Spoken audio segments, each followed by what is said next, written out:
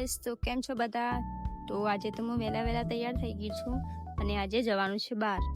તો ક્યાં જવાનું છે હું તમને આગળ જઈને કહું. તો આપણે નીકળી ગયા છીએ અને વચ્ચે હનુમાન દાદાનું મંદિર આવે છે અને આજે શનિવાર છે તો વિચાર્યું કે ચલો જઈએ દર્શન કરવા. તો ગાઈસ, આપણે ફાઇનલી પહોંચી ગયા છીએ નાયતા હનુમાન દાદાના મંદિરે. જો તમે શનિવારના અહીંયા દર્શન કરવા આવતા હોય તો મને કોમેન્ટમાં જરૂરથી કહેજો.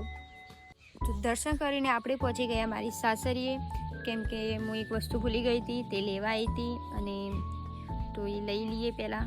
તો આ છે મારા નાના દિયર જે મને આપવા આવ્યા હતા. તો ગાઈસ, આપણે નીકળી ગયા છીએ પાલનપુર જવા. મારી માસીની બેબી આવી છે તો એના માટે કપડાં લઈને જઈએ છીએ. તો ગાઈસ, આપણે પહોંચી ગયા છીએ પાલનપુર. તો હવે અહીંયાથી જવાનું છે માસીના ઘરે. તો હું ઘણા ટાઈમ પછી માસીના ઘરે આવું છું. તો મેપના ભરોસે આવ્યા હતા, ખબર નહીં મેપે મને ક્યાં પહોંચાડી દીધા. તો ગાઈસ, પાલનપુરમાં ભમતા પહોંચી ગયા માસીના ઘરે. તો આ છે માસીની ફેમિલી. આ બબુ માટે અમે કપડાં લઈને આવ્યા છીએ. તો આ છે રોશની અને હાથમાં ચપ્પલ પહેરે છે. તો હવે અમે જમી લીધું અને જમીને જઈએ છીએ પાલનપુર બજારમાં અને રિક્ષા પણ મળી ગઈ ગાઈસ. તો ગાઈસ, આ છે મારી માસી.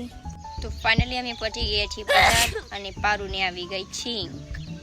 તો ગાઈસ, આખા પાલનપુરમાં ફર્યા, બધે જ દુકાને ફર્યા પણ કશું ગમ્યું નહીં, એટલે અમે આવી ગયા કેરીનો રસ પીવા.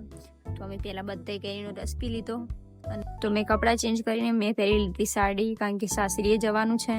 વચ્ચે બહુ જ ભૂખ લાગી હતી એટલે કોઈટા પાણીપુરી ખાઈ લીધી.